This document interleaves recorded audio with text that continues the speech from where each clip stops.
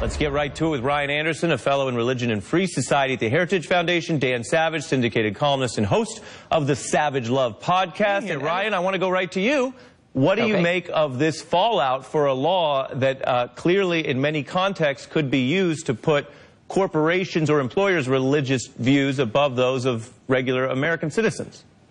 Well, I think this law actually treats all American citizens equally. It says that people of all faiths have the right to live out their faith in public life, and that if government's going to substantially burden the exercise of their religion, the government needs to show that it's doing so for a compelling government reason in the least restrictive means possible.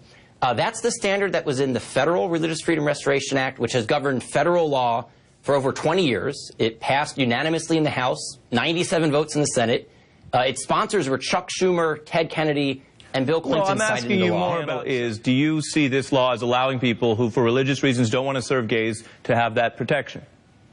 Well, of course not. No one's interested in just refusing to serve gays or lesbians. The only religious liberty concerns center around marriages and wedding ceremonies.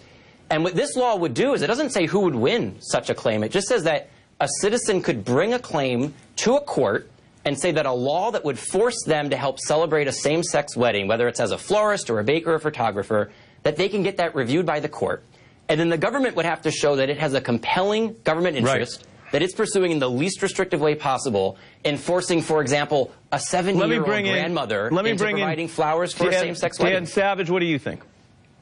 I think Ryan is mistaken. The Religious Freedom Act that Chuck Schumer supported, that Bill Clinton signed into law, prevented the government from discriminating against people on the basis of their religious beliefs. Right. This law is so broadly worded that although the intent is to target gays, lesbians, bisexual, and transgender people for discrimination, which is why a similar law in Georgia was tabled when an amendment was attached banning discrimination. It's why this law was drafted, and it will legalize discrimination not just against LGBT people, but all against all, potentially. And this is really settled civil rights law, that if you open the doors of a private business, and you're open to the public, you have to be open to all of the public. Publicly financed roads that everyone pays for, bring customers to your business.